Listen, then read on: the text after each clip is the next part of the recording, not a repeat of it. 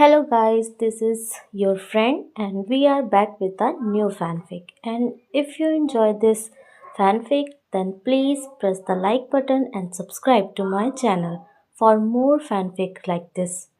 And now let's start the fanfic. A week had passed since the friendly spar with Team 7 and soon not after the spar ended. A lot has happened since then. First, Kushina was being summoned to the council. As she fully expected, the council was quite mad at her student for hurting their last precious Uchiha heir who holds the most powerful dujutsu in the elemental nations.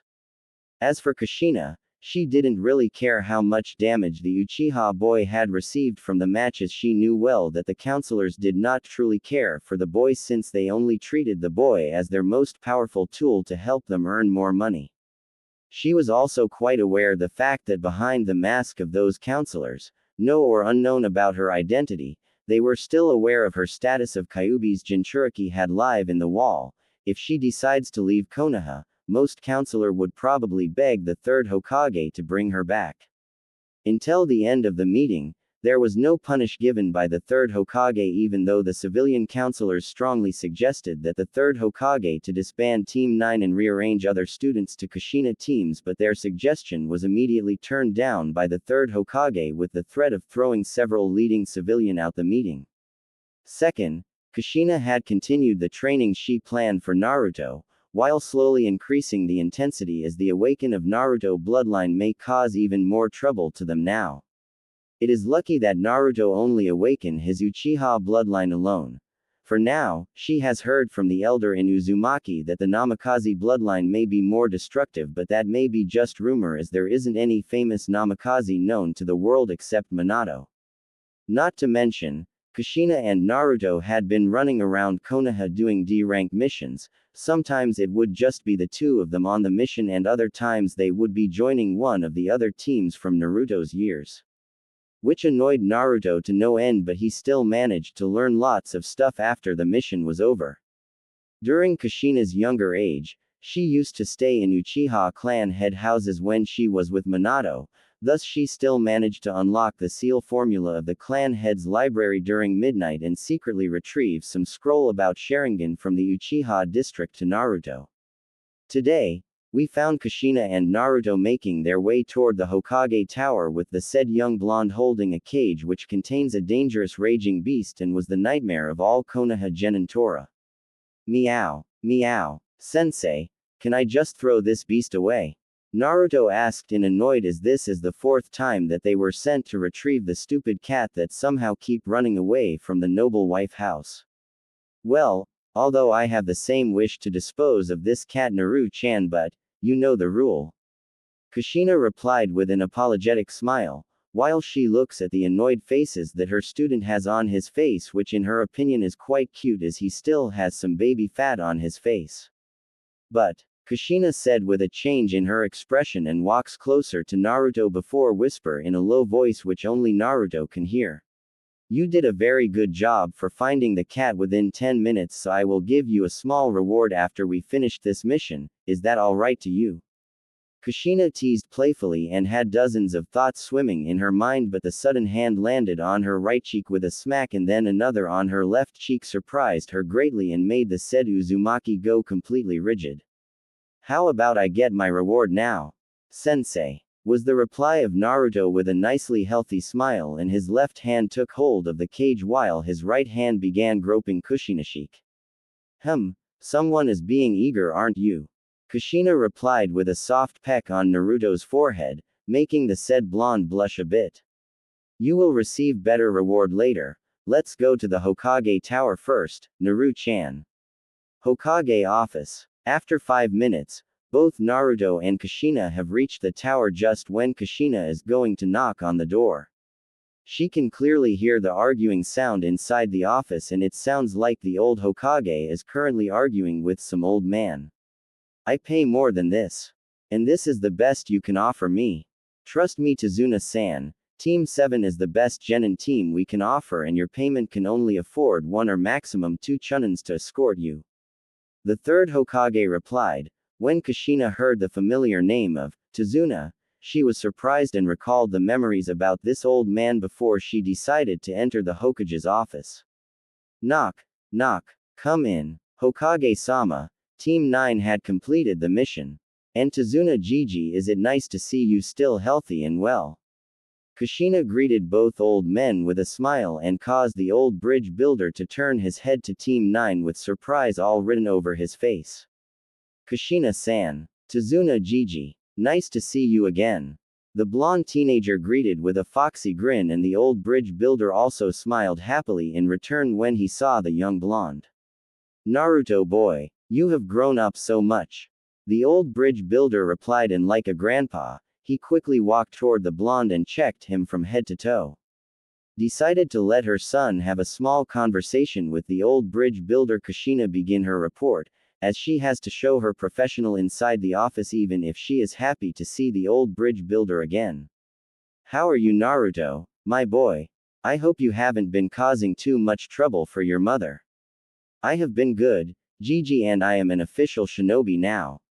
The blonde boy replied proudly to the bridge builder and pointed at his forehead protector, which made the old bridge builder smile happily. Well done, Team 9, you are dismissed. Hokage-sama, may I request to change my escort team to Kushina-san team? The third Hokage was surprised by the request of the old bridge builder, but he can see the reason behind Tazuna's wish to change the escort team. Hokage-sama, you said the money I paid was only affordable for a team. Then I will gladly choose Kushina-san's team as my escort since they have been to Wave before. Tazuna replied, and this caused the third Hokage to begin his brainstorming. Sure, he is okay to have Team 7 or Team 9 tag along the mission since it would be a good opportunity for the genin to take a look at the view outside the wall. However, his duty as the Hokage forbade him to do so.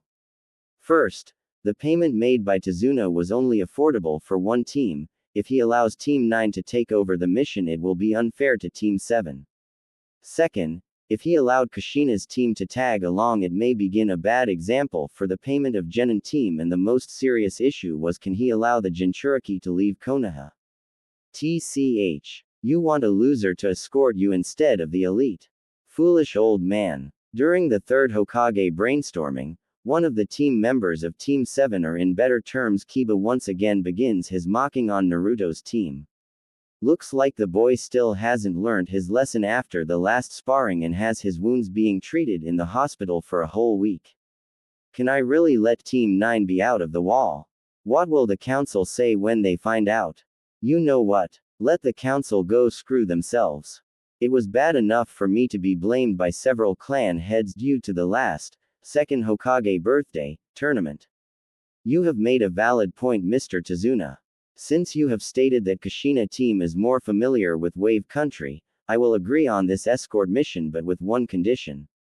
Team 7 shall also take part in this escort mission. I will not put an extra charge for the payment, but I wish you to provide them a place to stay during the mission. Is that acceptable?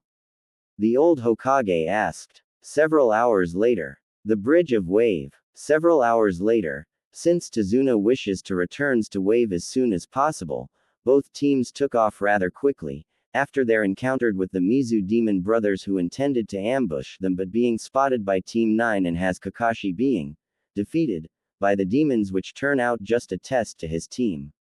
Tazuna finally told both teams the truth behind this mission. After both teams knew about the truth behind Wave Country emergency status, Kakashi's team strongly recommended returning to Konoha since the situation was out of their control. If they were not careful enough, this mission may become the spark to enlighten the conflict between countries. However, seeing that Team 9 wishes to continue the mission, Team 7 can only agree to continue the mission, with all of them having their own thoughts in their mind, especially Kiba. Damn that dope. But this may be a chance for me to impress Kushina. Just you wait, Kushina, you will soon moan my name. This was the thought of the horny Kiba. It seems he is still out of the reality and continues in his daydream while keeping eyeing Kushinashvin. She walks. An hour later, the team has finally reached the border of Konoha, and present in front of them is the giant Great Bridge of Wave, which is still in construction. Wow, that's huge. Hey, remember who is the one crafting it? Tazuna said proudly with his nose almost reaching the sky, but just when they step onto the bridge, their vision was suddenly blocked by thick mist. Tazuna-san, is there always so much mist here? Usually no, it's kind of strange wave will only has small mist that barely disturb our vision, I am also first time encounter mist that thick. Tazuna replied to Kakashi, as it was true. Even now it is midday, both teams can barely see what is in front of them. Guys, be careful, this may be an enemy's jutsu. I once heard there was a jutsu name, Hidden Mist, that is commonly used in Mist Village Assassin. Kushina said and caused both Team 7 and her team to be alert, with all the genin immediately grabbing hold on their kunai while advancing slowly. Suddenly there was a giant light source appear and coming straight forward them. Dodge! Kushina exclaimed as she quickly grabbed the old bridge builder and jumped to the side, with her student also doing the same, and had Team 7 leader Kakashi grab Sakura, Kiba and Sasuke to the side. Itachi, how can you miss such a large target? Said a voice inside the mist, and with a wave of his blade a part of the mist was being blown off and had the attacker reveal himself to the Konoha shinobi. Itachi. Sasuke roared in rage as he tried to rush toward Itachi but was held back by Kakashi. This isn't good, thought Kushina as she looked at her opponent. Hoshigaki Kisame aka Monster of the Mist, Genjutsu Master Uchiha Itachi, and Momochi Zabuza, Demon of the Mist. Kakashi mumbled, as he eyed his foes carefully, and one thing he can say is the situation in front of him is very very bad, 2 S-class missing nins and 1 A-class rouge nin. Hey Itachi, it seems we are quite famous around here. Well, seems you are aware of us, then I suppose introduction isn't needed, so how about you just hand the bridge builder to us? And run away, Kisame suggests with a chuckle and has his blade to grin like approving his words. Not going to happen, if you want him then you will have to fight for him. Kushina retorted as she pulled out her sword from her seal storage that is applied on her hand guard. That's what I like to hear. Chuck, Chuck, the shark skin rouge nin said happily before he went into his battle stance. Kakashi, you handle Zabuza, I will take care both Itachi and Sharky. Kushina ordered, and with that was said the whole flies became dead silent. Both Konoha S-rank shinobi inspect the move of their enemy with caution. As for the genins and Tazuna, they are all very nervous as this is the first time that they are going to handle rouge nin. Zabuza, do your thing, Kisame ordered. Just take care yourself, Shark. Zabuza replied with annoyance and began to flash through hand seals. Kakashi, we have to stop that technique, Kushina said in a hurry as she immediately dashed forward hoping to disturb Zabuza to cast the jutsu, but only being blocked by Kisame with his sword. Hehe, your fight is with me. Lightning blade, Kakashi exclaimed and had lightning cover up his hand and kunai before he charged toward Zabuza, but he was disturbed when Itachi showed up just in front of him. Water release. Hidden in the mist technique. The demon of the mist exclaimed as the mist once again covered up the whole bridge and all 3 rouge nin along with the junins, totally leaving out the genins with the old bridge builder. Now there left only the genins to guard the bridge builder with the sound of metal clashing echoing through the mist. The best word to describe Team 7's current feeling is scare, the sound of metal clashing would only increase their nervousness. Sasuke-kun, I am scared, Sakura said in a timid voice as she grabbed hold onto her beloved Sasuke's hand tightly like her life depended on him. As for Kiba and Sasuke, both boys are trying to locate within all the metal clashing sound. Maybe we should retreat now, Kiba suggested with a gulp as he can't stop his legs that are shaking like crazy. All those thoughts of banging another girl and self-proclaimed alpha were all gone when he first encountered such a deadly situation. There is one thought that keeps swimming in his mind, which is to run back to Konoha. Kiba, clank. But before Kiba can actually put his mind into action, he is suddenly pushed away by Naruto throwing a shinobi pouch toward him, which causes him to fall backward. Kiba was still confused as hell when he was hit by the pouch. The next thing he saw almost caused him shit in his pants as a sword mark appeared just where he was standing.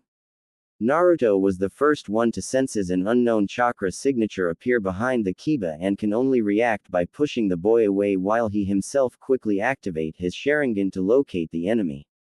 Oh, I didn't know that there is a genin able to pinpoint my location when I used my silent assassinate skill.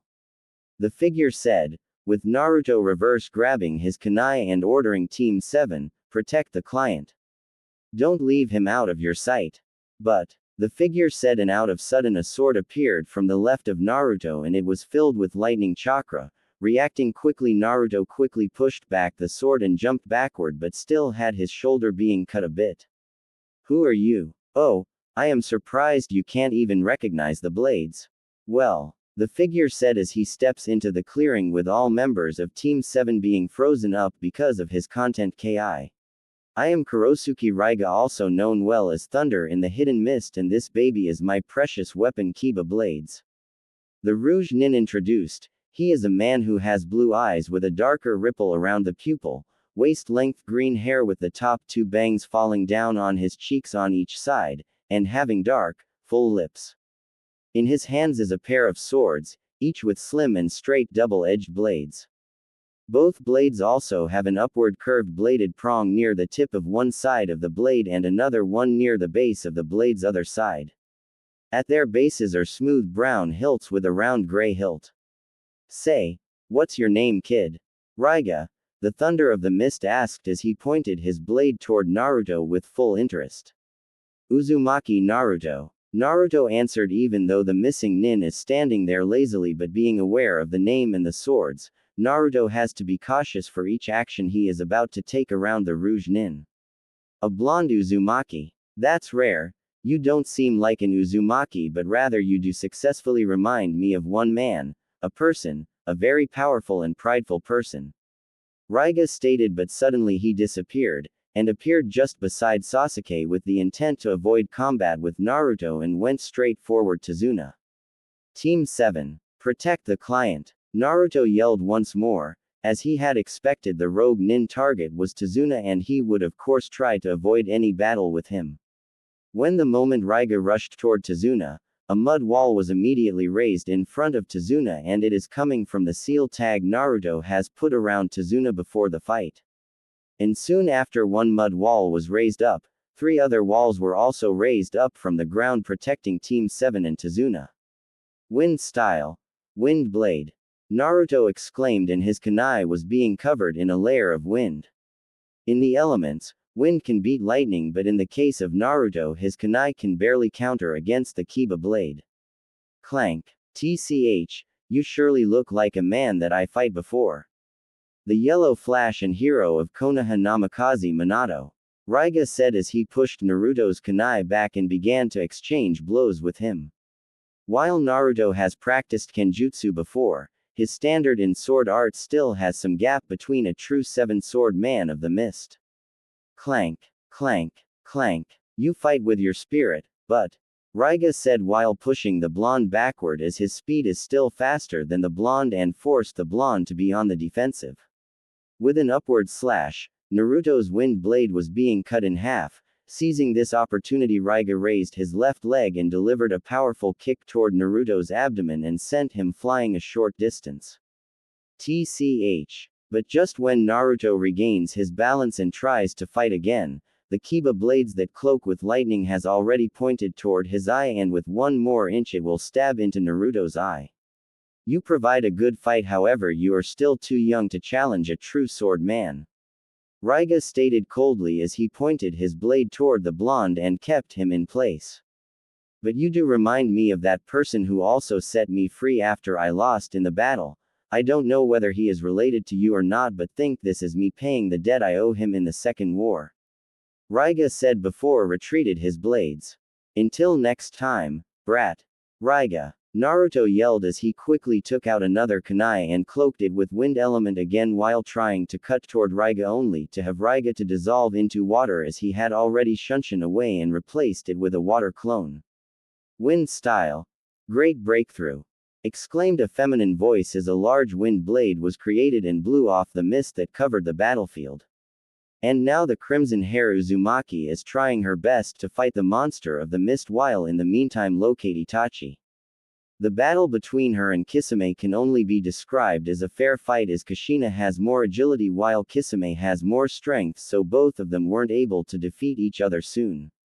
As for Kakashi, he just charged up a lighting blade and rushed toward Zabuza, but suddenly Itachi appeared beside Kakashi while in his Susanoo form and knocked him into the lake. Water style. Water prison. Zabuza exclaimed, and immediately Kakashi was covered up by water and held in it, unable to move, and had Zabuza create one clone to maintain the jutsu. Now it just left one more.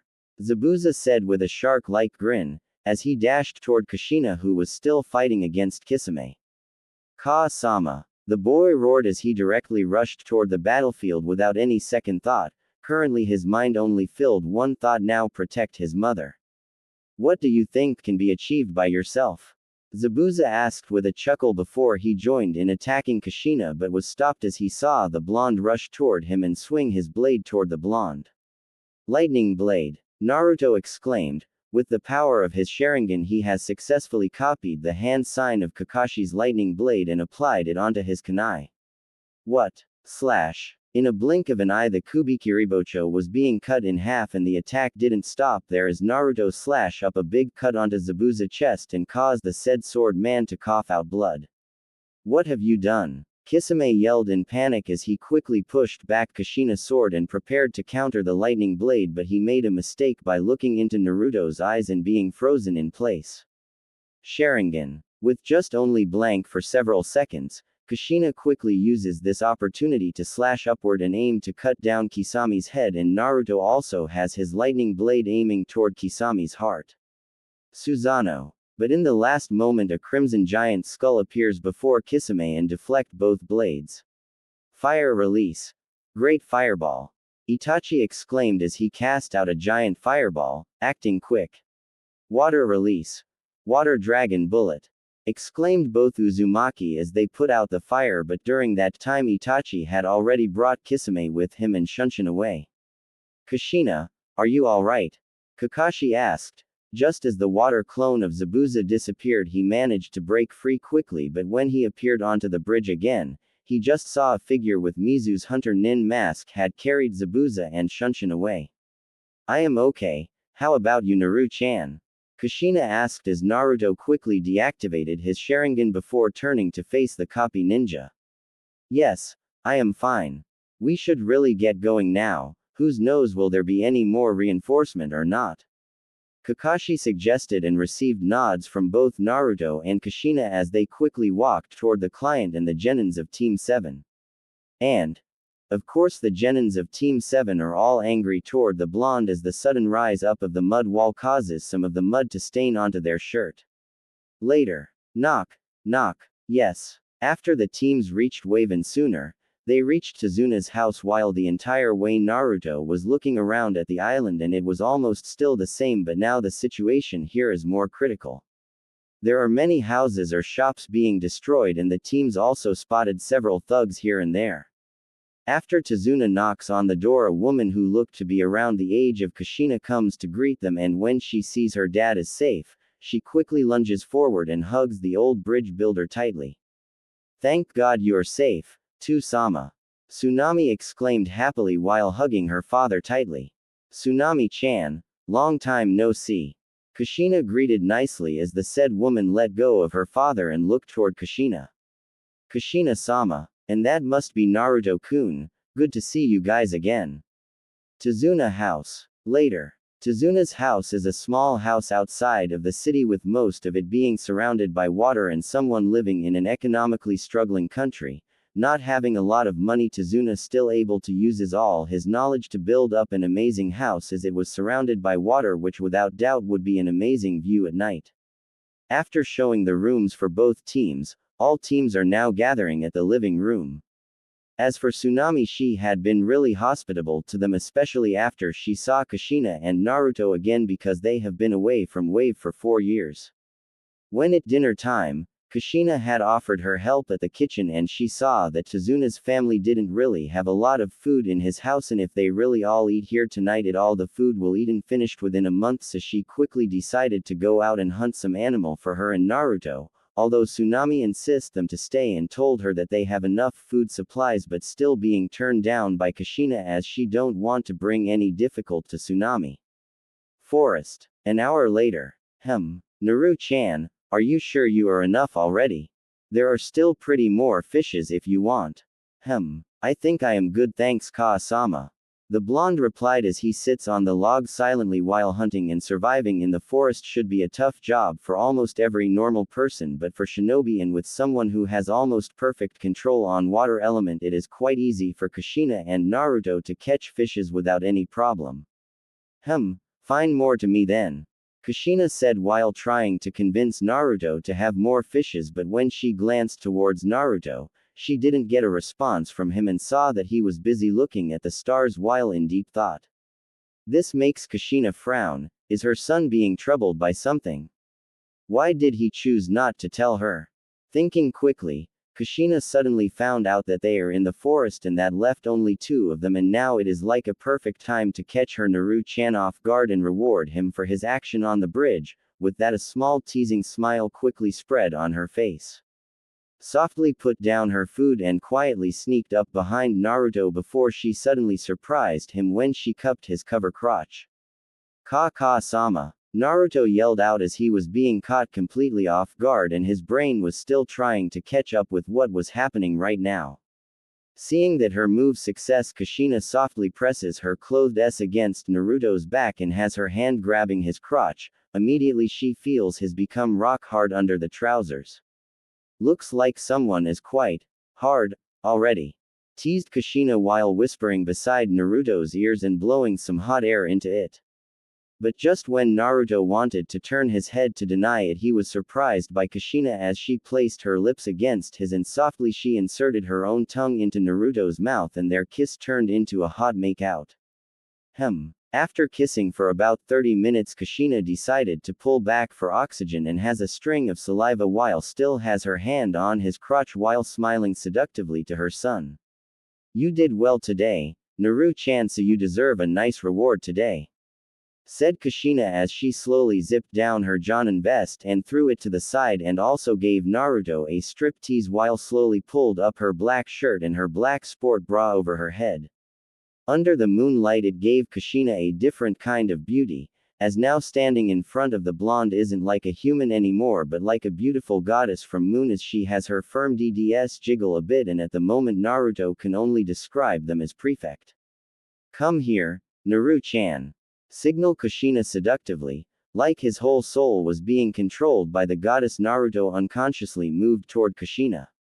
Come Naru-chan, claim your reward, said Kushina as she slowly laid herself down onto the grass on her back, as without any second thought Naruto hungrily got on top of the goddess and stated to lick and play with her. As Naruto squeezed and bounced her left forcefully while ing greedily on her right nipple and drawing circles around the pink tip with his tongue while pulling it sometimes. Not so rough, moaned the beautiful Kushina Aili as she leaned her head back onto the grass and just enjoyed the pleasure she felt from Naruto ing on her erect nipples for a while, and for Naruto he decided to continues to la on both her nipples, switching from one to the other. He ed on them gently and roughly while also occasionally pinching her nipples, and he showed no signs of wanting to stop anytime soon as he also left a few kisses on her S. But when Naruto had bitten onto her right nipple and was about to pull it with his teeth, Kushina softly touched his chest to stop him. Naru-chan, that was amazing, but I don't want to be the only one receiving pleasure, now let me serve you.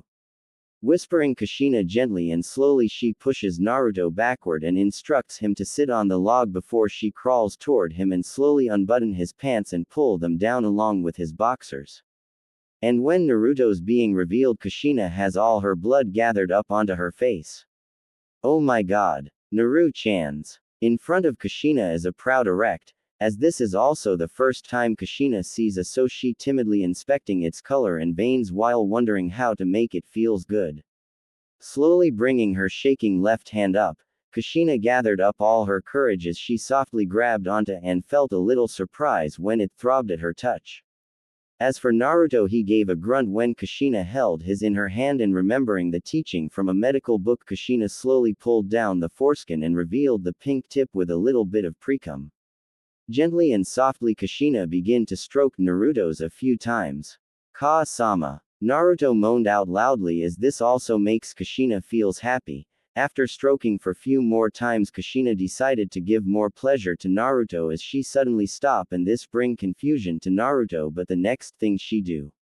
Ka-sa. Kushina softly pressed her soft S against Naruto's erection and had his rod disappear in between her twins and could only see his tip poking up in between the soft twins. Just the soft and indescribable pleasure almost made Naruto to release his load. Ka-sama. I am going to, warned Naruto. After Kushina pushed her against his few more times, Naruto suddenly released her cum, and the amount of sperm Naruto shot had its stain on Kushina's face and her S. As for Kushina, she felt every single shot from the nestled between her tits, and a few white spurts shot up and landed atop of her tits and face. When Kushina released her S and they opened up, she saw a sticky mess with few semen strings connecting to Naruto's now flaccid. What a large amount you have spray out, Naru-chan. After cleaning. Now, Naru-chan, do you have anything you want to talk to me about? Kushina asks nicely as she takes a seat beside Naruto and turns to look at him. It's nothing. Ka-sama. Naru-chan, please, I have been with you for your whole life. I know there is something troubling you and I wish to help you with it. Kushina comforts as she tries to persuade Naruto to tell her the truth. Well, it nothing, Ka-sama. Naruto said before he stands up from the log. I am going to take a walk. Ka-sama, please head back to Tazuna Gigi house first, I will see you later. Naru. After the small event, Naruto decided to take a walk alone. While this may have confused Kushina as this is the first time Naruto didn't want her to come along, but she can only agree with him as he is very sure about it and telling her that he needs some space for a while.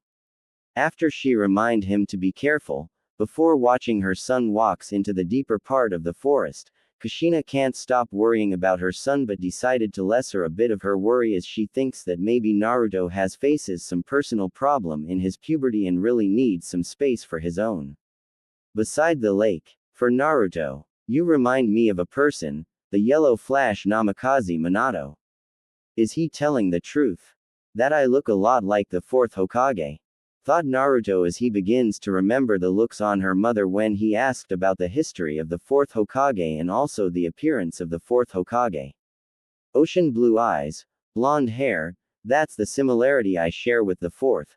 But if the fourth really is my father, who did I inherit my Sharingan from? While Naruto is deep in his thoughts, he is not aware that a pair of crimson eyes are quietly watching from the tree beside the forest. Nah. Quote question mark exclamation mark. Wah. The sudden appearance of a large group of crows rushing out from the right side of the path knocks the unprepared genin onto the forest floor. We meet again, Naruto-kun, said a voice just as the group of crows disappeared. Itachi. Naruto exclaimed seeing the man that stands on the tree and quickly pulled out his kunai to fight.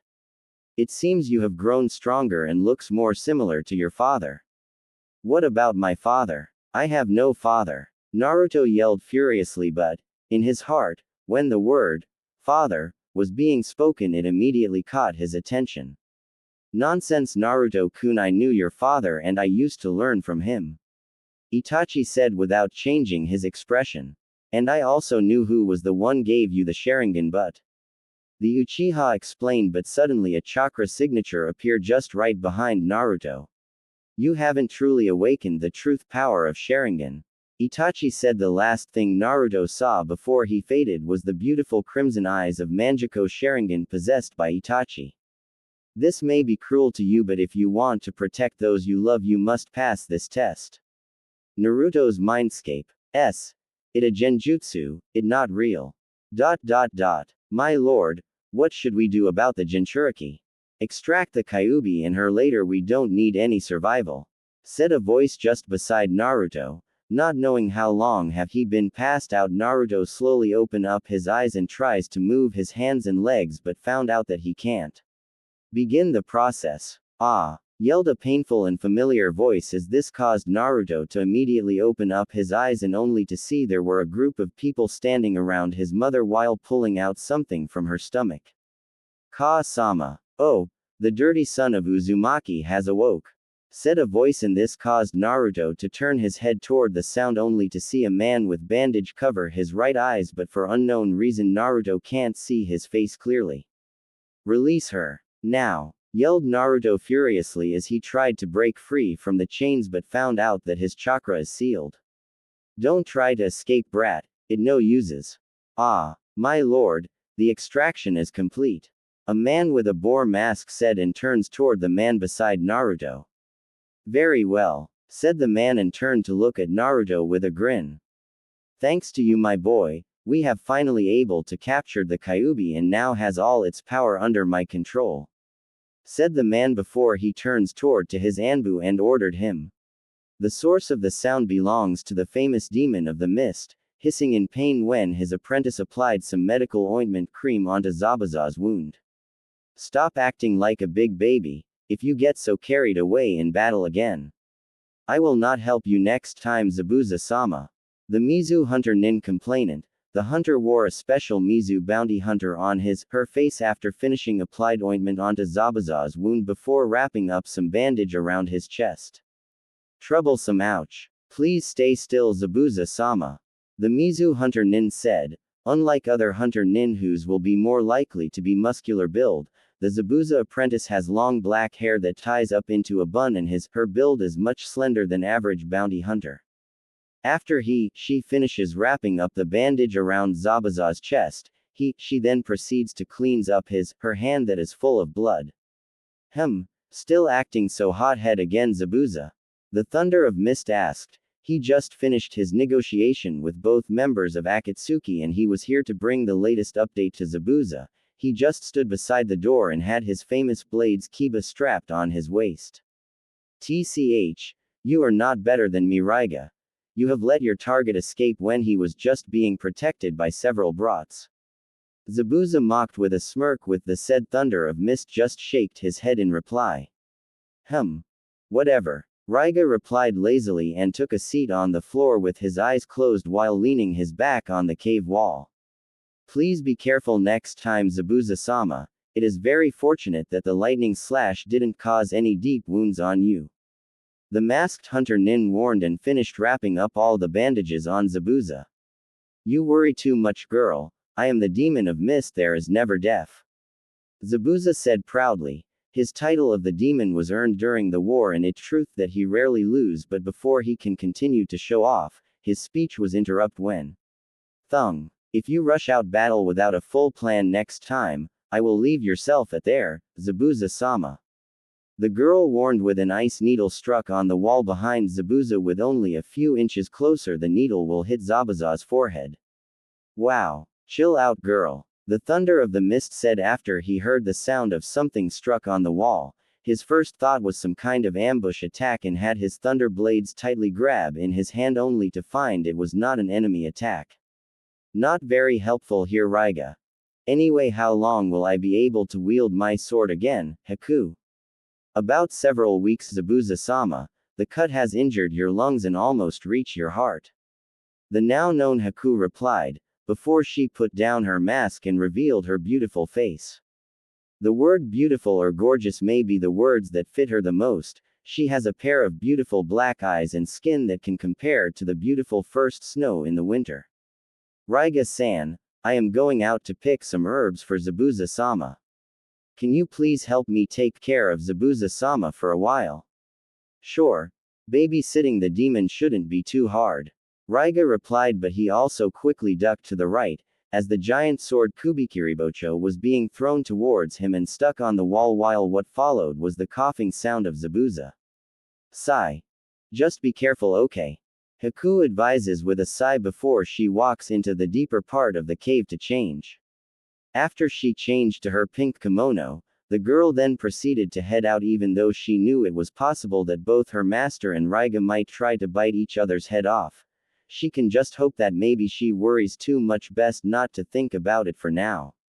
I will be heading out now, please be careful Zabuza-sama. The girl said before forming a simple seal after she stepped out of the cave, covering the safe with a simple illusion. Tell me Raiga, why did you let go of your target? The demon asked after Haku went out. Straight to the point huh? The Thunder of Mist replied. Zabuza, do you believe the fourth Hokage has a son? Back to Haku. It is now in the morning and usually there isn't anyone in the forest at such time. Thus Haku didn't take much weapon with her and just bought a basket that has 2 kunai in it, slowly walks toward the lake area as there are some medical herbs she needs. During her walks toward the lake side, birds and small animals can be seen very often. It is just like they are not afraid of the girl and wish to stay close to her. But today is destined to be an unusual day. When Haku reached the lake side, she was surprised that she was not alone. She saw a blonde teenager laying on the forest floor like he was in deep sleep. Why did anyone choose such a place to rest at night? Wait. Was the thought of Haku when she saw the boy. After she decided to walk closer for a close inspection of the blonde boy, she was surprised to find out that in front of her is the boy that injured Zabuza-sama. He might be a threat to Zabuza-sama. Haku thought, quietly and steadily, forming an ice needle from the wet grassland and preparing to deliver a fatal blow to the boy and probably him while he was sleeping. But when Haku prepares to strike, her hands begin to shake furiously. As silly it may seem for a rogue nin to be scared of him, but for Haku's case the death of her family has created an unrepairable nightmare to her. The death of her parents in front of her, their last words, their blood has caused too much harm to young Haku mental. She still couldn't walk out from her past. The eyes of her parents' murder had keep hunting Haku until now. Why can't I? Haku thought as she began to fight with her own soul, and finally she gave up and dissolved her ice needle back to water and had it splash over the grassland. Excuse me sir, you are resting on the herbs I need. Haku said gently and gently shakes on Naruto's arms. But suddenly the boy's eyes snapped open and he quickly lunged toward the surprised Haku, pinning her onto the forest floor while has his hand choking her throat. Die. Why did you her? Naruto roared angrily. The nightmare Itachi brought on him has caused him too much suffering. In that moment his Sharingan changes into Mangekyo with blood tears running down his eyes. Wait, please. Haku mumbled out weakly as her strength isn't as strong as the blonde while she is trying her best to push away the blonde. After he heard the soft and gentle voice of a female, Naruto almost instantly snapped back to reality and he quickly looks around his surrounding only to surprise that he is trying to choke a girl. What? I am sorry. Naruto exclaimed rather panic, as he quickly moved away and pulled the girl up. I am sorry miss. I am so sorry. Naruto apologized quickly and softly patted on the girl's back to help her to regain her breath. 5 minutes later. Naruto has just been through hell for the past several hours, watching the one he cares the most being tortured, again and again cause him almost losing his mind, but just when he was in the urge of breaking down, a soft and gentle voice ended his nightmares and bring him back to the world. And now in front of him is a beautiful girl with long black hair that reaches her back, pale skin and large dark brown eyes. She wore a pink sleeveless kimono with pale red edges that shows her slender frame, and most importantly she has a very beautiful and gorgeous look. I am so sorry about. The blonde apologized once more but was stopped by the girl. It's okay. Haku replied as she moved closer to Naruto and put her hand onto Naruto's forehead. This made Naruto's face heated up quickly as the close contact with the girl has made him smell of her fragrance while has the girl's pink lips just in front of him several inches. You are not having a fever. Were you having a nightmare Shinobi-san? Haku asked, even though she knew the boy in front of her is an enemy, but her role as a medic made her worry for the blonde too. Beautiful. Naruto mumbled out as his mind was being carried away by the previous contact with the girl, and this clearly took Haku by surprise as this is the first time she was ever being complimented by a boy and has a little pink on her cheeks.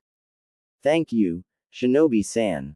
Haku whispers, as she gives a smile to Naruto, which also brings the said blonde back to reality again and makes him blush harder while having all the nightmare from Itachi illusion being thrown away. So, what are you doing out here all by yourself, miss? Naruto asked as he nervously offers his hand and pulls Haku up. Hey. Is it not polite not to introduce yourself first, you know? Haku complained in a joking tone together with a playful smile and accepted the offer, letting Naruto pull her up. Oh right. My name is Uzumaki Naruto and I am a shinobi from Konoha.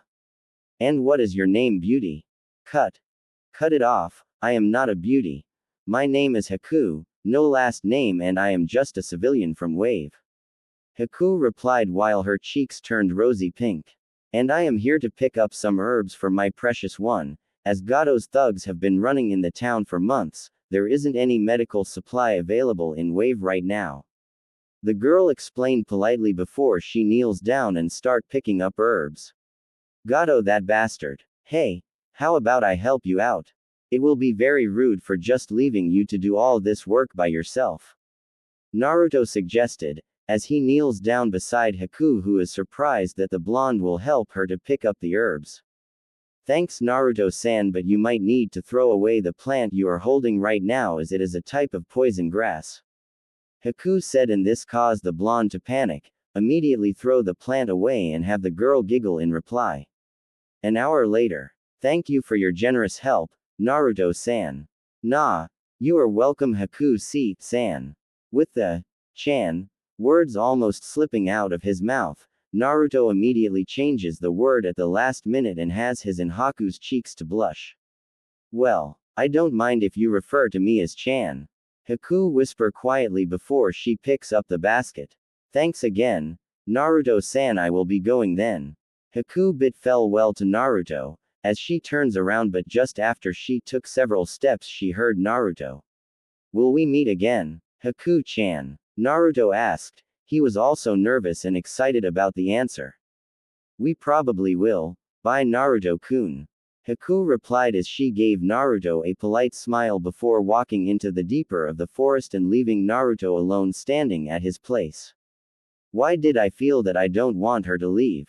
Was the thought of Naruto, as this girl Haku gave him the same feeling of his mother when she said she loves him, but it is kinda different from Kushina, as both of them have totally different personality. Kushina has a very active personal while Haku give him a feel of peace and gentle.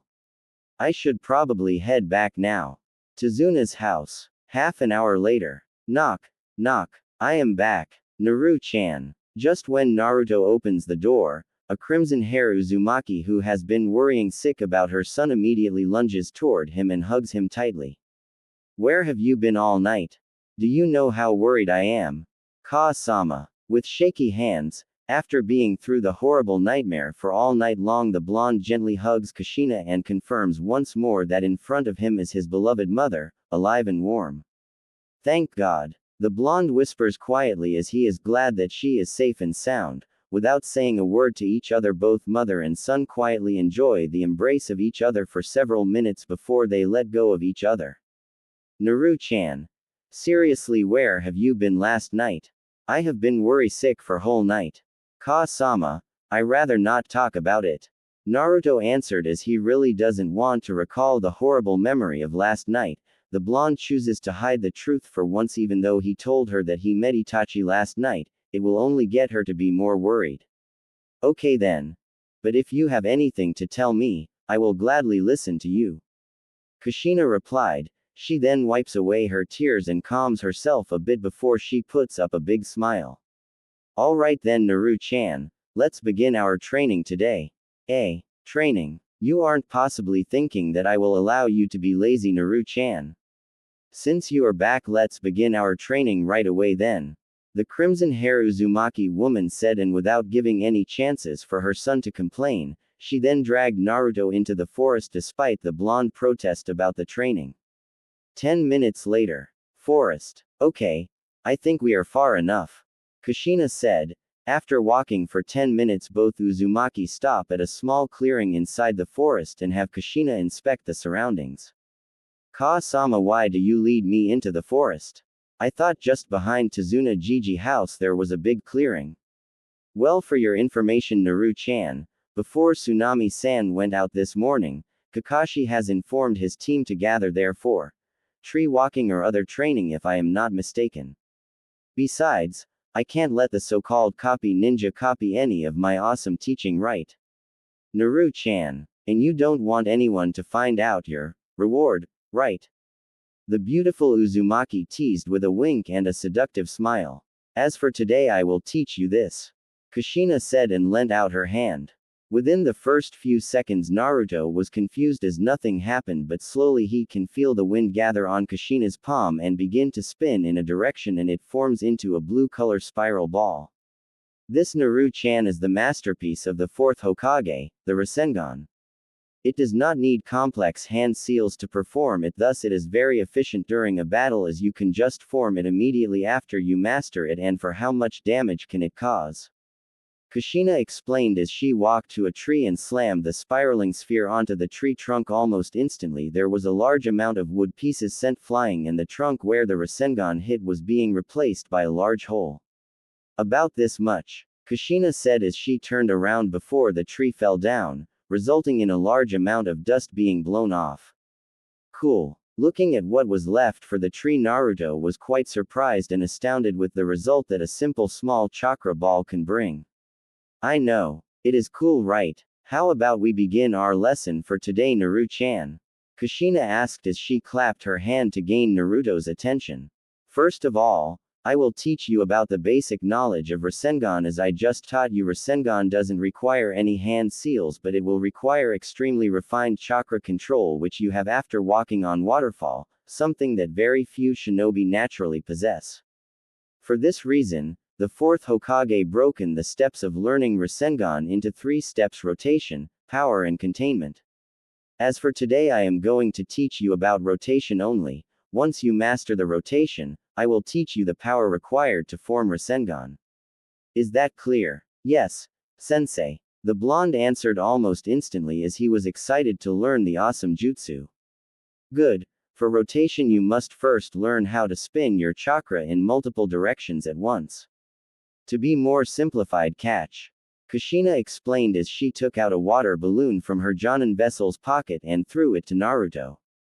As to help you marking your progress of rotation, the balloon can help you with that, as it is filled with water and your goal is to spin the water in several directions until the balloon burst completely. As for the reward for mastering this technique, Kushina said in a teasing tone as she slowly walked to a tree while swaying hairily left and right until she disappeared behind the tree, making sure that Naru-chan can't see her from his position. Kushina quickly pulled down her black slim yoga pants. This is embarrassing, but it all for Naruto, Kushina thought with a bit of nervousness as her hands reached the hem of her black lace panties as she quickly pulled it down and took it off. As soon as she put back her yoga pants, calming herself enough, Kushina then made her way towards Naruto while having the blonde attention all on her. Right. As I promise. If you master this exercise within this week, you will get to keep this. And if you fail, I will just take it back.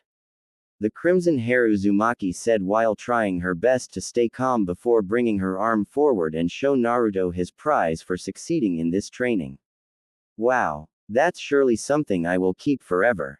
Thanks, sensei, exclaimed the happy teenager as he snatched Kushina black lace panties from her and inspected them closer and realized that it was still warm. Ka-sama. Did you just take it off? Alright, let's begin the training. Too embarrassed to answer the question, the crimson hair Uzumaki quickly changed the topic as she was almost being covered by embarrassment, and not to mention she almost reached her limit before her mind went completely blank. Taking out another balloon from her pocket, she quickly explains how to burst the balloon before shunshin to a nearby tree, leaving Naruto alone at the clearing. Stupid, stupid, stupid, were all the thoughts in Kushina's head as her face is now the same color as her hair, just like a red tomato, with some smoke coming out from her ears while she has her hands covering her face. Why did I give him my arg? Thought Kushina, but then she saw Naruto hold on her panties tightly in his hand, after taking another staring at her panties for a while. With his face blushing, the blonde then decided to put it into his pocket before he stated to train. At least Naru-chan likes his reward. Several hours later. It is now evening and from Team 9 went into the forest until now, 8 hours has passed.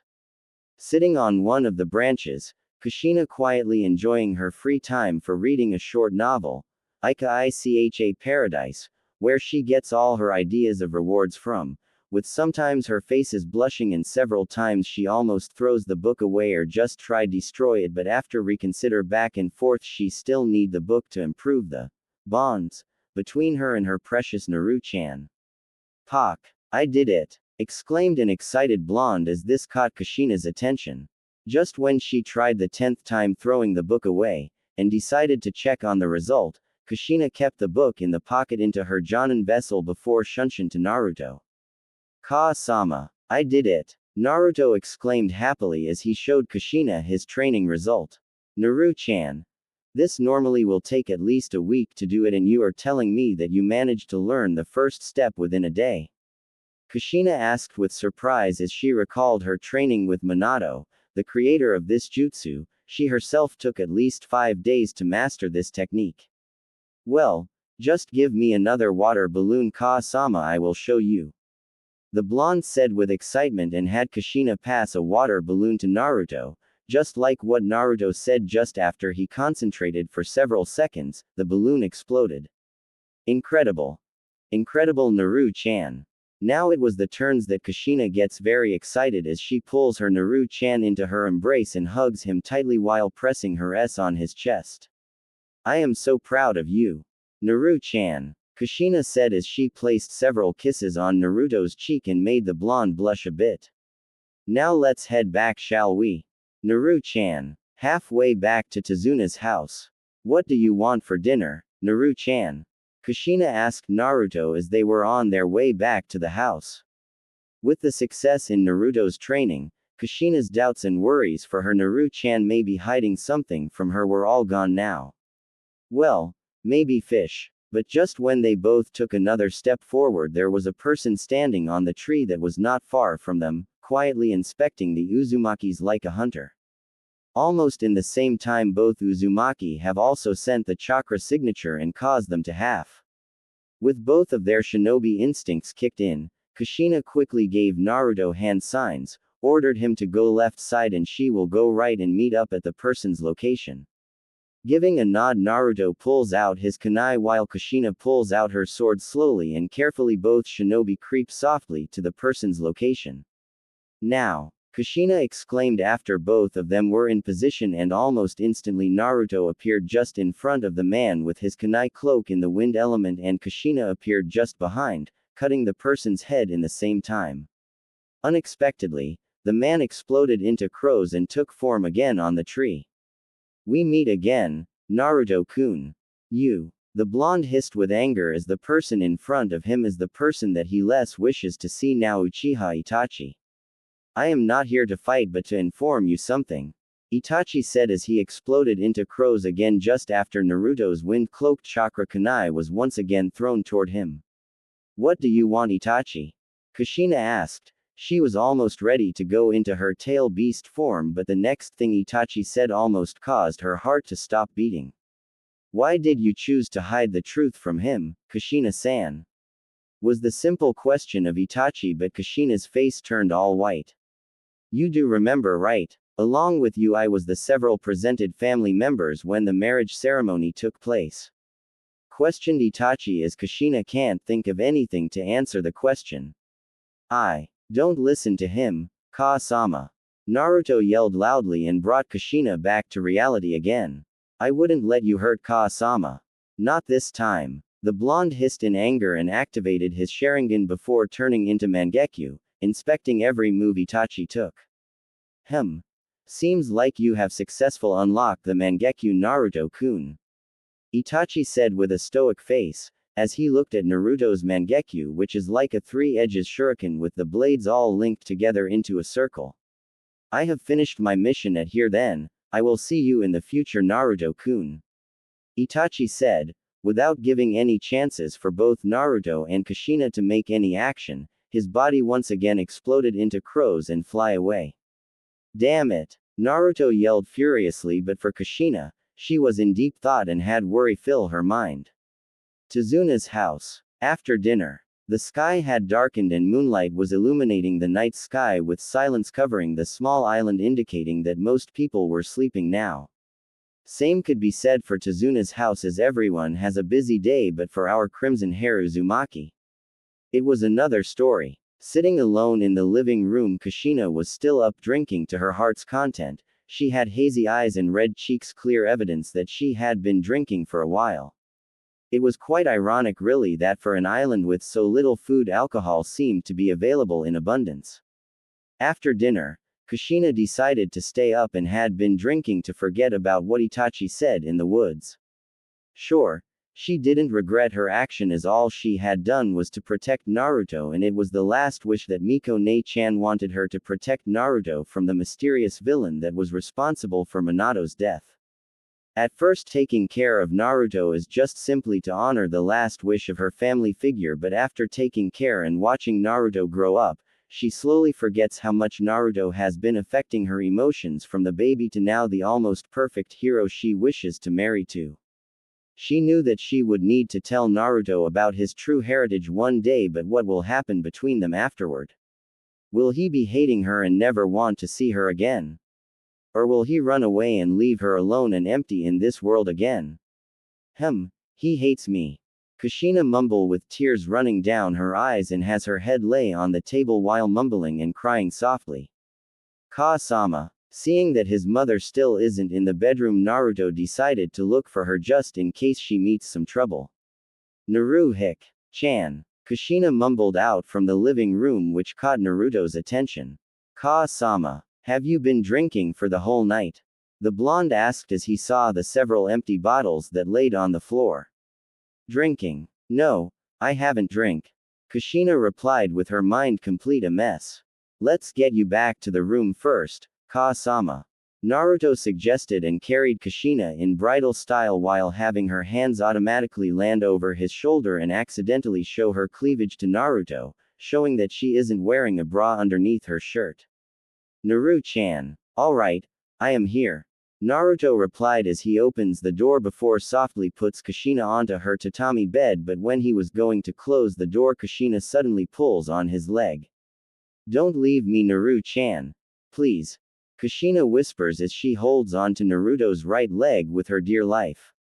Ka-sama. After closing the door, Naruto softly kneels down beside Kushina and pulls her hair that was covering her face to the side and is surprised that she has tear marks. Ka-sama, what happened? Please don't leave me, Naru-chan. Kushina mumbles as she lunges toward Naruto and tackles him onto his tatami bed. Please. I won't leave you, Ka-sama, not in a million years. Naruto answered, and this caught Kushina's attention and he looked at Naruto's face. Really? I promise, I love you, Ka-sama. The blonde assures, as he pulls Kushina into his embrace. In that moment, Kushina was being filled by joy and happiness, and all her negative thoughts all disappear at that moment. Even when she is in her drunken state, she still smiles happily. Naru-chan. Kushina whispers as she gently pushes Naruto backward and stands up before falling down on her tatami bed. I love you too. The Uzumaki replied as in sitting position she lightly touched her own thigh and slowly traced upwards towards her clothed crotch. After a few gentle caresses, she cupped her still covered cunt before she stuck 2 fingers of her other hand into her mouth to stop herself from moaning out loud. Ka-sama, please look at me, Naru-chan. Kushina moaned you ally as she brought both her hands up and grabbed both of her s through her t-shirt and stated to squeeze them. Slowly tracing upward, Kushina had both her hands on her tits while rubbing them and pinching her hardened nipples with her thumb and index finger as she licked her lips. She slowly moved both her hands down her sides until she could cup her own tight with heavy breath. Do you like what you see? Asked Kushina as she reached the bottom of her shirt and pulled it up, letting her s jiggle to display for the boy, not the man she loved. Do you love me? Naru-chan. Kushina asked as she then proceeded to pulls down her pants and now left only with her white lace panties. Kushina you ally crawled toward Naruto. Touch me, Naru-chan. Moan out Kushina as she then directs Naruto's hands onto her s while enjoying the hands of her lover that squeezing and pulling on her nipples. Ah, Naru, ah, chan. Kushina continued to moan out you ally as she then grabs Naruto's hand and slowly bring it south until it reaches her clothed holy place and has his hand softly brush through it before bringing it up and kisses his hand. I want you, Naru-chan. Kushina said as she let go of Naruto's hand and went for the hem of her panties and decided to pull it down. Ka-sama, but was being stopped by Naruto grabbing her hands. Why? Why Naru-chan? Don't you want me? Asked Kushina in a sobbing voice. Is not that Ka-sama? Said the blonde as he pulls Kushina into his embrace and hugs her tightly. I love you. And I do want you but not now, not when you are clearly not in your clear mind. The blonde answered, I wish to have you. When you are willing to do it with me. When we can both enjoy the pleasure. Said the blonde while hugging Kushina, who has the Uzumaki to smile happily and hugs tightly on Naruto. I love you, Naru-chan. It's been 2 weeks since Kushina got drunk and finally knew how Naruto thought about her. Of course, knowing that the boy or the soon-to-be man she loves also has the same feeling toward her makes all Kushina's worries disappear. Although, the next morning, Naruto who got up first was faced with a heavy blushing Kushina. After the Uzumaki finally recalled all the things she said and did in the previous night, she went completely overloaded and locked herself in the room for the whole morning. During the last week Naruto has also mastered the second step of Rasengan, which is very impressive. As for Kushina herself, it took her almost a month to learn the first and second step of the Rasengan. Or maybe it is because Naruto is the son of the person who invented Rasengan, thus making him excel in this jutsu too. Not to mention also in the previous 2 weeks, Naruto would go out every morning only to meet with the beautiful and caring black-hair girl Haku, who always came to the same exact spot to pick up herbs for her precious people. For Haku herself, she enjoys Naruto's company very much and often both of them would just enjoy each other's company silently after Naruto helped the black-hair beauty to gather up enough herbs that she needs. Lakeside. So Naruto-kun, how was your progress in learning the Rasengan? Asked a melody voice that belongs to Haku. Like usual she still wears the same kind of clothing when she and Naruto first meet, which is a pink sleeveless kimono with pale red edges, while sitting on the grassland and listening to Naruto telling her about his training. Well, I have completed both stages and only left with the last step, but I have tried to master it for about a week already and I just can't find the right amount of chakra to maintain the power of it. The blonde answered as he looks at his right hand that being tied up by bandage. The previous content training with several times results of the chakra ball exploded has caused the blonde hand to be badly injured, and Kushina herself only knew a little bit about medicine, so this was the best she can do to help Naruto. Can you let me take a look at your right hand, Naruto-kun? Haku requested nicely. Raising his eyebrow in a bit of curiosity, Naruto still lent out his hand to Haku. With total trust to the girl, Naruto let the said girl untie the bandage. Naruto-kun, did the ball explode in your hand? I can only think of this explanation depending on the injuries you have. Haku asked with a frown as she is truly worried about the injuries Naruto got, but the one who was more surprised was Naruto, as it wasn't usual that a normal civilian girl can learn about the reason behind the injury with just a look of it. Please stay still for a while now, Naruto-kun. Haku said as she then grabbed hold onto Naruto's right hand with both of her hands before closing her eyes, and a gentle green light was softly glowing on her hands. How do you feel now, Naruto-kun? Haku asked, and within a minute after Haku let go of her hands, all the wounds on Naruto's right hand were gone, just like he had never been hurt before. Wow! How did you do that? That's amazing, Haku-chan. Naruto praised the girl as he looked at his right hand with unbelievable all written over his face while having the girl to grin happily. Well, I have to learn some medical knowledge since all the doctors in Wave have been captured by Gato or escaped to other countries already. Haku explained, although this sure makes some sense to Naruto, but for a normal girl to perform such medical jutsu would need her to unlock her chakra first. As for now, Naruto decided to let it slide first as he didn't see any point to suspect Haku, who just helped him and has been so nice to him since they met. I should take my leave now. See you tomorrow, Naruto-kun. Haku said as she then stood up, picking up the basket just lay beside her. Haku-chan. Yes. Naruto-kun. Haku asked as she turned her head to look at Naruto. Just, please be careful, okay? I heard Gato's men have been active once again, especially on capturing young lady. For Naruto, he himself also didn't know why he didn't want Haku to leave. He just doesn't know why, and thinking quickly Naruto could only form out this sentence at the last moment. I will, and I believe even if I am in trouble you will be there for me, aren't you? Haku replied with a sweet smile that made the blonde heart pound even faster before she waved her hand to Naruto and disappeared into the forest. Haku. Forest clearing training ground of Team 9. Few hours later. Clank, clank, clank. You perform very well today, Naru-chan. Kushina praised her son as she has been practicing with Naruto in sword skills for the whole afternoon, and Naruto's sword art has improved tremendously and now he almost reaches Jonin level. Thanks Ka-sama. Naruto replied as he proceeded to exchange blows with Kushina by using his wooden sword, before dodging an upward slash from Kushina and countering it with a left slash. Clank. Finally both shinobi rushed toward each other and clashed their wooden sword together, created a large sound of wood clashing before both of them did a backflip in the same time. Alright, I think that's all for today. Kushina said as she looked at both her and Naruto's wood swords were already filled with spider webs all over them. How did I do, sensei?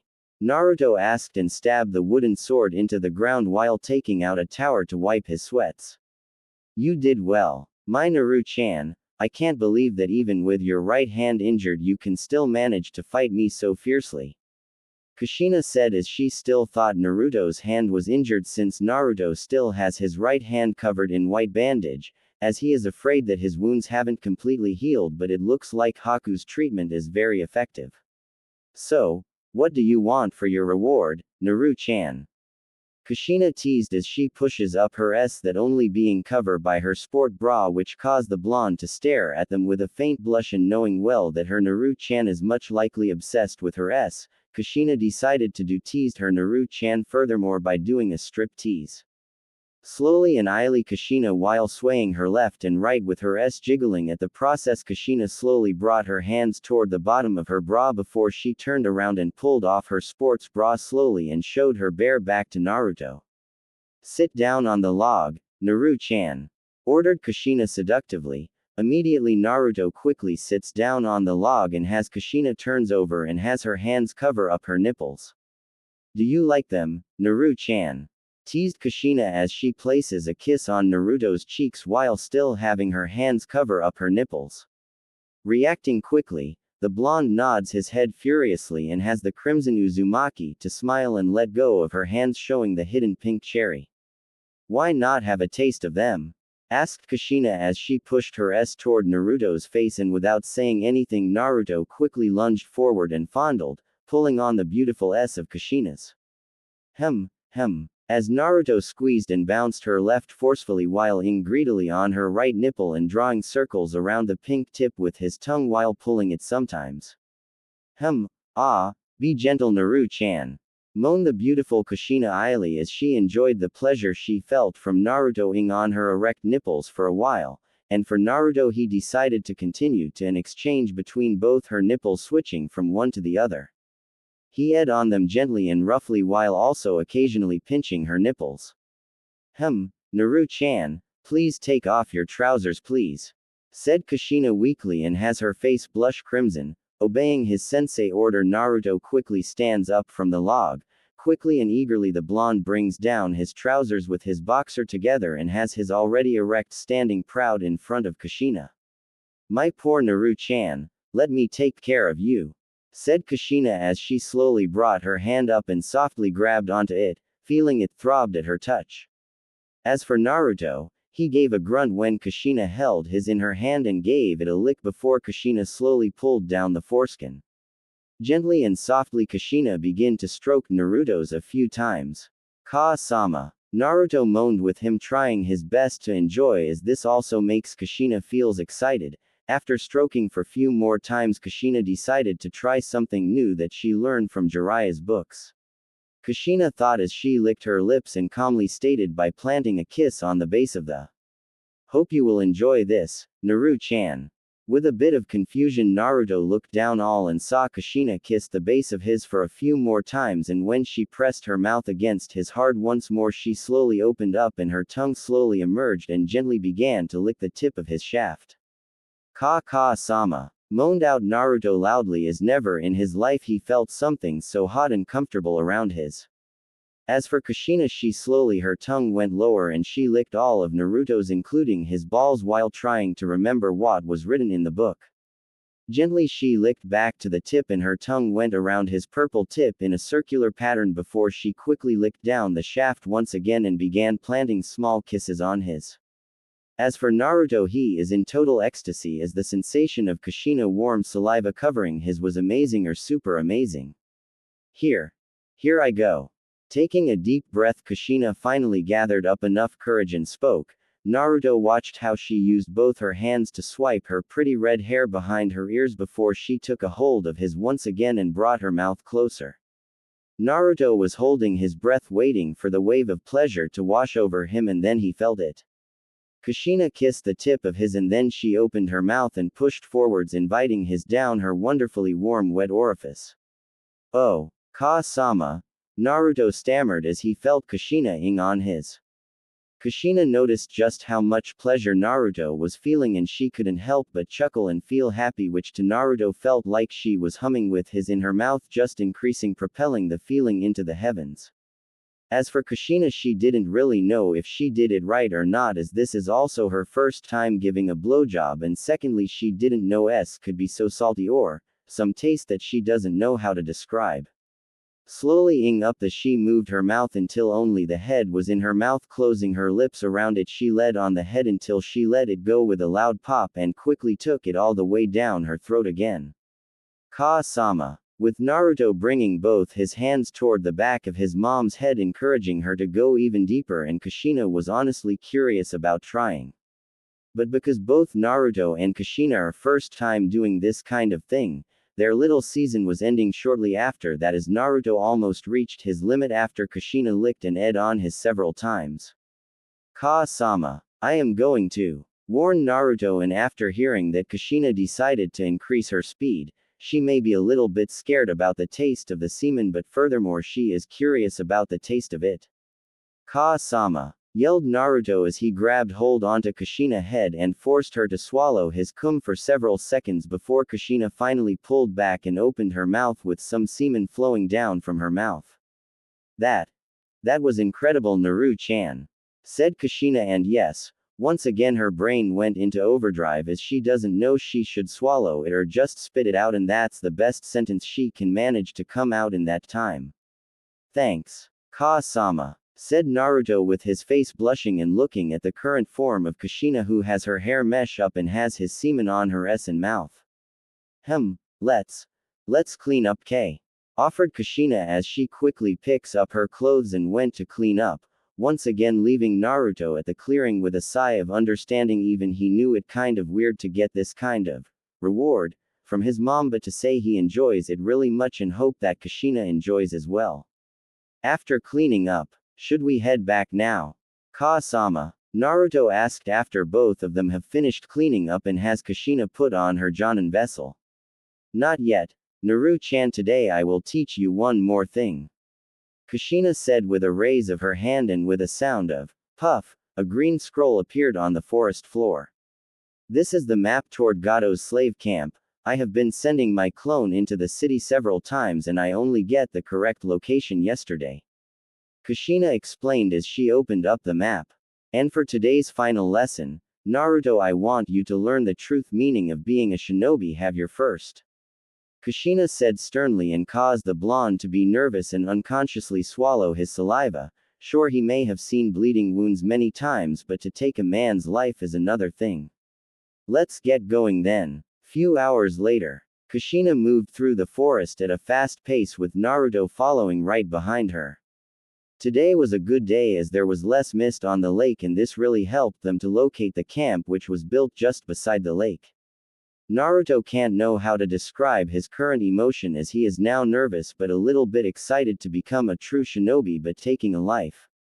We are here, Kushina said as she stopped on a branch and looked at the mark on the map her clone had placed.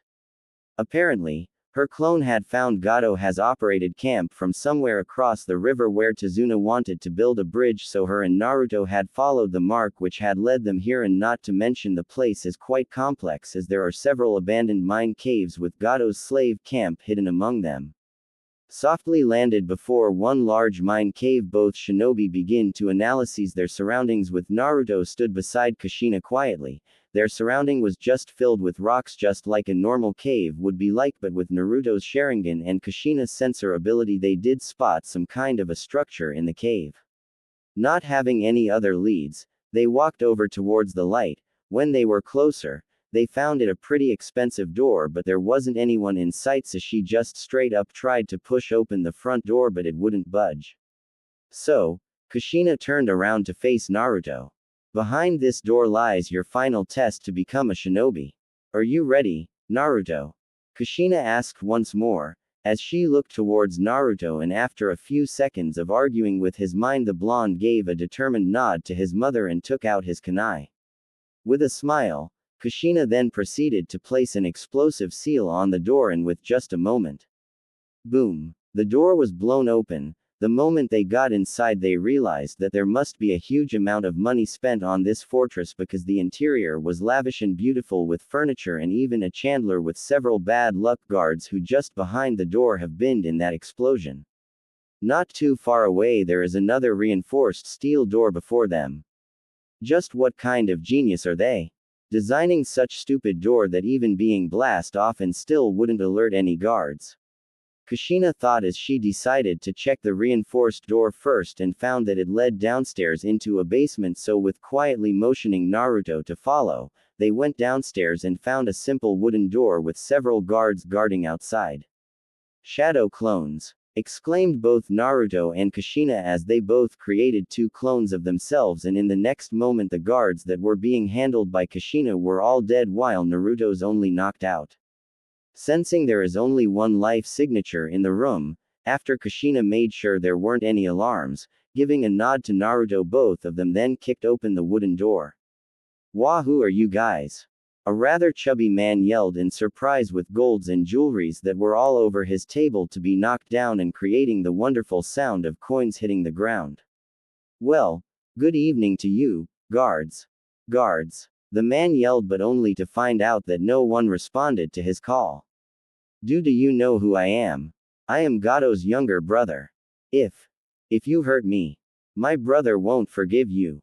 The chubby man threatened as he stumbled backward while trying to find a way to exit from both shinobi, and once again thanks to the brilliant design of the cave the only exit was the wooden door that was behind both Naruto and Kushina. Oh, you are Gato's brother. That makes it better, Kushina said as she pulled out her sword and grabbed onto the collar of the man and slammed him onto the table forcefully. Then you must know where is Gato, right? Mister? Kushina asked with a sadistic smile, unlike her normal attitude. This is the darker side of her and also the side effect of having Kyuubi being sealed in her. I don't know where Gato is. He has so many hideouts. Arg. The man yelled in pain as Kushina pointed her sword at the man's back and slowly inserted it into his body.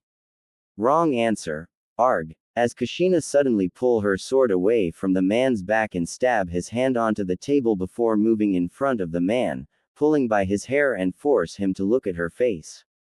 Please. I really don't know. Or do you want a young beauty that my man caught in the forest this morning? The man asked once more and offered a prize if he was set free, but just when Kushina decided to continue her torture, Naruto suddenly grabs onto the sword and pulls him up by the collar and slam him onto the wall. Repeat what you just said. My man just caught a black hair girl in the forest. This morning. The man answered timidly and wet his pants. Unlike Kushina, this time in front of him is a true demon with red eyes and has all his ki direct onto him. Where is she? At the slave cage. The man has shit his pants and his voice was barely heard, and just after he pointed out the location, his head was being sliced off by the sword Naruto held in hand, and it was a clean slash without any hesitation in the Naruto. This really shocked Kushina, as this wasn't how a person who just made his first to be like, without any fear or hesitation in his. Without saying a word after he just committed his first while still holding on Kushina's sword, Naruto quickly dashed out of the room. Naruto. Wait. Kushina yelled as she quickly followed behind. Something is wrong. Something definitely wrong. She must quickly catch up to Naruto. Be careful, Kushina. I can feel that the blonde is now being filled with pure anger. Just like every Uchiha will as they are weakest when come to emotion. Kurama was reminded through the link, but in that moment Kushina couldn't think of anything, as her only thought was how to protect her son. Wind release. Hurricane blades. Hooar arg. With the sound of an explosion occurring not far away, Kushina quickly rushed toward there. There she saw a large metal door was being destroyed by pure force. And before her is something that she didn't expect, for a yellow Susanoo with yellow color flames surrounding it, and it took the form of a humanoid figure with two flaming blades that is now brutally slaughtering any thugs near him. Those who tried to run away were being burned alive, and those who planned to fight were quickly being disposed of under the mighty sword of the Susanoo. Within minutes a total of a few hundred thugs were all beinged, and left only one that luckily escaped through the flame but was being caught by Kushina's clone. Naru-chan. Deciding to end this madness, Kushina walks into the clearing and has seals on her hand, as she has prepared to use any method to make Naruto calm down. But things didn't go like last time, or as she thought. The flame that surrounded Naruto suddenly disappeared as he slowly walked toward Kushina. Naru-chan, I think this is enough for tea. But he didn't stop there. Instead he kept moving forward and toward the thug who was trying to crawl away and had his sword pointed toward his throat. Where did you guys keep Haku? Naruto demanded, and has the thug almost passed out and mumble out several words and point toward a direction. The girl was being, keep with, other slave. Mumble out the man, and like other thugs he was with a sword stab into his heart. Naru-chan. Just like last time after he got the answer, Naruto quickly dashed toward the direction where the thug points. After they make several turns at several narrow corridors, there in front of them is a rusty metal door. When they walked through the door, the blonde quickly noticed that the walls here were in pretty poor condition and saw some cells with around 5 people in each. And he quickly spots only one of the girls with black hair who was being kept alone in one of the cells with her hair and cloth in a mesh like she was just being violent not long before. A short fat man yelled angrily. The man had shaggy brown hair, a pair of small, circular black glasses which didn't quite fit his face, as it only made him look even chubbier. He wears a black suit with a purple tie and closed-toed shoes, glaring angrily at the injured demon of the mist like he almost can pierce through the head of Zabuza, while has his group of bodyguards standing just behind him. My brother's hideout has been totally wiped out. And now you fools still decide to sit and wait here doing nothing. Hey, shut up, fat man, or else we will let you to deal with the Red Death and copy ninja yourself. Raiga retorted rather impatiently while he kept polishing his kiba blades without giving a care to the thug leader. If it not because of the civil war that Mizu is currently facing, he would the said fat man before him within 1 sec. You dare. We will and we can. Let me remind you one thing, Gato. The Red Death is one of the most skillful sword master that the world can offer. Not even thousands of your thugs can take her down. The demon of mist replied dryly like Raiga while laying on the couches. He also didn't give a crap about what the fat man requested. TCH. I will give more time if you agree to give me the little girl you have, and I will make decision. Gato threatened as his brain began to think about how much he will be able to gain if he got the black hair girl. for addition a beauty like her with unique bloodline will surely bring a large amount of fortune to him. Swing. Clank. Touch her, you die. With just simple words of Zabuza, almost every thug in Gato himself has their sweat streaming down their forehead. As the giant sword that a minute ago was still laying beside Zabuza was now being implanted not too far away from Gato's head. The large amount of Ki that filled the room has caused the fat businessman to fall backward as now in front of them, they saw not only an injured man but a demon who was about to eat them. 3 days. 3 days. I will give you 3 days or get lost. Gato yelled furiously before signaling his thugs to carry him as he can't stop himself from sweating and his legs to stop trembling. Lakeside. Day before the final battle. Naruto-kun. I won't be able to meet you tomorrow. Haku whispered sullenly as she wasn't able to meet Naruto's gaze and stared into the beautiful lake with a frown on her face. What's wrong, Haku-chan? Did you have something bothering you? Despite Naruto having only met the black-haired girl for only 2 short weeks, the blonde is still able to read the girl like an open book as Haku is just a truly innocent girl who will never lie, so he could tell that she was really upset about something. No. There's nothing. Please tell me, Haku-chan, I am really worried about you. The blonde pleads as he gently grabs onto Haku's hand. Naruto-kun. I was just glad that after this mission you will able to return to Konoha and have a better life. Haku-chan, I know you are lying, please tell me what happened. The blonde asked once more, but this time he was truly worried, but the girl still has her face facing the opposite direction and tries to get free from Naruto's hold. It was then Haku slapped Naruto's hand away and moved further away before deciding to turn around and face Naruto. For that moment the blonde immediately knew something bad must have happened as Haku's shoulders begin to shake and he can hear a soft sob leave her lips even if she tries her best not to. I don't want you to go tomorrow. Finally speaking out her mind also in that moment, Haku can't control her tears anymore and has her tears to stream down and leave a tear mark on her beautiful face. Haku. The blonde said as he wished to move toward Haku but was being stopped by her when she raised up her hand and signaled him not to come closer. You don't understand. Naruto-kun. I serve Zabuza-sama and I don't wish to fight you. Haku mumbled out as she tried her best not to cry out, but her voice began to shake while she tried her best not to let her emotion take over. Haku. The blonde replied without giving any chances for the girl to stop him. He took a big step forward and pulled the girl into his embrace.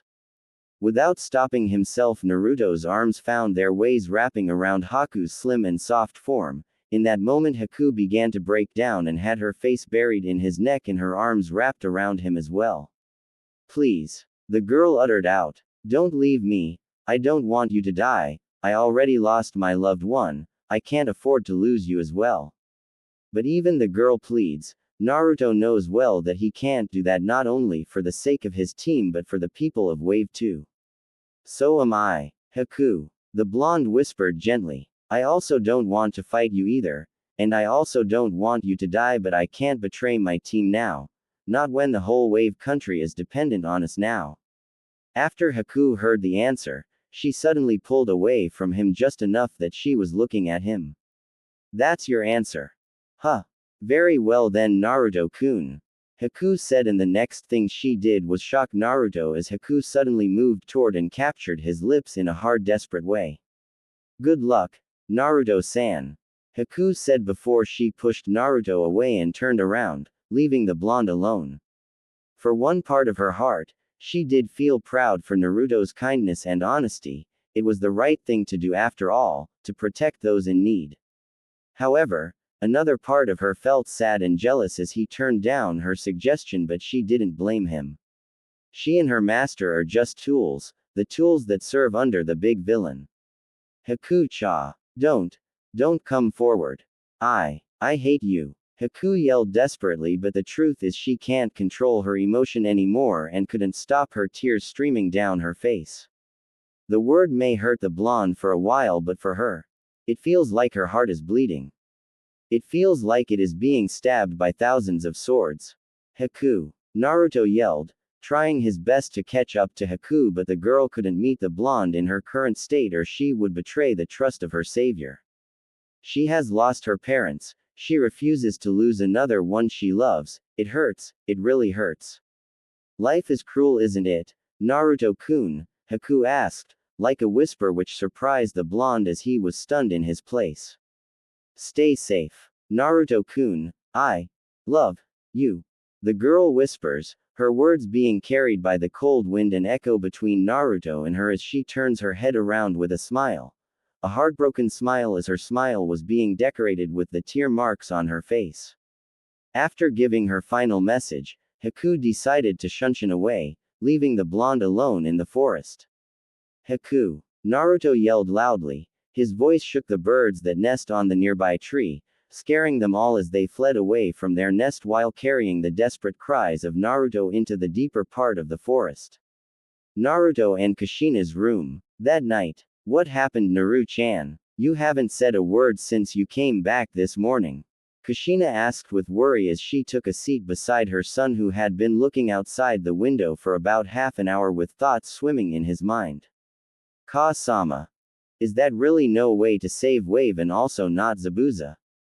Naruto asked as he has been thinking about the best way to save both Wave and Haku, but the only result he can think of is that he can only choose either one side to save. I am afraid no. Naru-chan. The crimson hair mother comforts as she gently pats on her son's head and whispers. They are our enemy and moreover missing nin like them didn't have any forgiveness or kindness in their heart, it is their own choice to be a cold-blooding machine that only fights for money. The mother replied as she knows the exact reason why Naruto was being in trouble, after all Naruto had already told her about the mysterious girl he met in the forest. But Haku-chan isn't a cold-bloodeter. I have seen her helping the kids many times. Maybe, just maybe Naru-chan, but it was her own choice to follow the demon of the mist and we can't do anything about it. Kushina replied, seeing that Naruto still has his gaze locked on the view outside the house. Sigh. Naru-chan, I know it is hard to convince you to let go of a thing after you have set your mind on it, but please remember that she is our enemy and it is the only way to save Tazuna Gigi family and this whole country. Down, stay up till too late. Naru-chan, I love you. Kushina said, seeing Naruto figure was the perfect replica of Minato once possessed, just like his father. Both men are stubborn when they make up their mind to protect something that they cherish very much. Kushina knew she had no way to convince her Naru-chan to let go of his thoughts on saving the girl and the country. Kushina can only go to sleep first and leaves the blonde teenager sitting alone beside the window while in deep thoughts, thinking of a way to save both. Next morning. Damn it. Why can't I just find a way? Having to stay up for the whole night, thinking and searching for the best solution to save Haku and Wave, but all fail, as this makes the blonde to be very frustrated. The blonde thought as he looked at the papers on the table which had recorded the plans. He managed to think. If only I can destroy the cause for all of this. The frustrated blonde yelled in mind, but suddenly it all clicked. Yes, that's it. He just needed to the reason for all this and the man that was responsible for the suffering of Wave Gato, then Haku wouldn't have a reason to fight anymore. After the blonde made up his mind, he quickly packed up his things and left the house without waking up his mother or other people as it was still quite earlier in the morning. An hour later, after he sends his shadow clones to look for thugs who may know Gato's hideout in Wave, but they all return with failure. After half an hour has passed, he still hasn't found any thugs that knew about Gato's hideout no matter how he interrogates them. Where could the hideout be? The blonde mumbled, sitting on the tree while thinking of the possible locations and trying to search for the thugs that may know about Gato's hideout, but it looks like the thugs Gato left in Wave didn't know anything about his hideout. But suddenly the memory of a clone which Naruto sent to search the west side of the forest found some thugs running toward the west like they were in a hurry. Boss Gato gonna as if we didn't make it back at time. TCH, it's all your fault for sleeping late. If we miss the big attack, boss will definitely us. Hey, look who's talking, you also have a nice exercise in that brown hair woman bed, right? Were the conversation between the thugs as they kept running toward the west. Big attack was the keyword that caused the blonde to be alert. That could mean that Gato is ready to attack Wave today. And the time left for him isn't much, he must go now. Shit. The blonde cursed as he quickly summoned out 3 more clones and began jumping through trees toward the last position that the thugs were being spotted. I must hurry, you 3 help me guard my surroundings. I can't slow down now, and you quickly go and warn Ka-sama and Kakashi, got it? No problem, boss. All 3 clones reply with them raise up their thumbs and quickly begin their mission with the real Naruto rushing toward the west side of the forest at the fastest speed his legs can carry him. I must hurry. Meanwhile, Tazuna's house. Where did you go, Naru-chan? Kushina woke up about half an hour ago and found out that her son is not with her. Quickly calming down and telling Team Kakashi to guard Tazuna to the bridge first, she began to read on the notes that her Naru-chan left in the room while thinking of the possible direction that her Naru-chan had gone. Ka-sama, yelled a voice behind Kushina as the Crimson Uzumaki quickly turned around only to find out a Naruto's clone jumped in from the window. Naru, Ka-sama, Gato is planning to attack the bridge. The blonde stated urgently and caused Kushina to raise her eyebrow. What do you mean Gato is planning to attack the bridge and how did you get on this information? Fam. A loud sound of the front door being forcefully breaking open alerted everyone in the house and especially caught the attention of a certain crimson hair Uzumaki.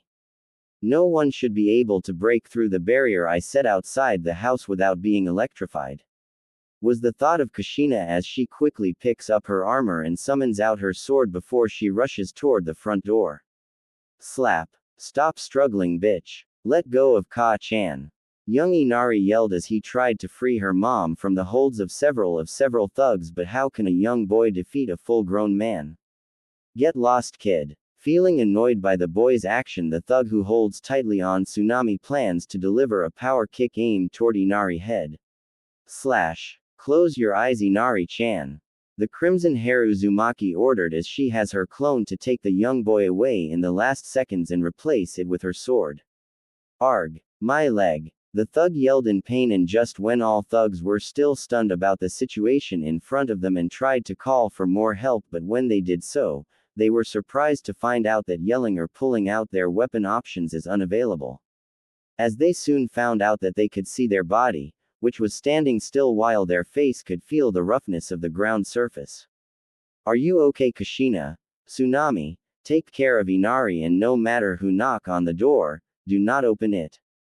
Kushina ordered as she summoned out another clone before she rushed out the house, and the one who was responsible for breaking the seal array was already standing outside with several thugs surrounding him. Raiga, yo, Uzumaki-san, I hope I didn't disturb you beautiful morning. The Thunder of the Mist greeted politely with a bow, as it was he who used his Kiba blades to cut open the barrier and had his blades to absorb the lightning element that was being applied on the barrier. Catch her. A rather muscular build thug ordered, who looks like the leader of the small group of the thugs, and with all of them rushed toward Kushina with the said Uzumaki calmly holding onto her sword. Slash. Sword art. But when they almost reached the Uzumaki, they suddenly felt that they couldn't move any more forward as their legs didn't listen to their command. Dancing whirlpool. With that said, all 7 of the thugs have their heads being cut off, resulting in a quick death without any of them yelling in pain or struggling. And next thing happens is the Uzumaki suddenly appear in front of the missing Nin, clashing her blades with the Thunder Blade wielder, who grins excitedly. As expected from a Uzumaki, Raiga exclaimed excitedly with his blades suddenly cover in lightning. Thunder Gate. The sword man exclaimed as thunder descended from the sky and forced the Uzumaki to do a backflip to dodge the attack. Follow me, Uzumaki, Raiga said with a grin before starting heading toward the direction of the bridge. You are not getting away. Not going to let the missing Nin get away. The crimson Uzumaki woman quickly follows after the missing Nin. Back to Naruto. Damn it. Where is it? The blonde curses in rage. He has been searching for the entrance toward Gato's hideout for half an hour already at the end of the forest, but in front of him is once again 10 or even 20 more abandoned mine caves. He even sent out his clones to search for the entrance, but most of the caves were long and deep with many small caves inside the big one, some even had some dangerous traps or giant pits. I am out of time. The blonde cursed once more as he keeps receive the memory of his clones being dispelled because of the danger environment in the cave, but suddenly. If you are looking for Gato, he is not at here, said a voice which isn't too far away from the blonde, and this shocked the blonde as he quickly sprang into Actio.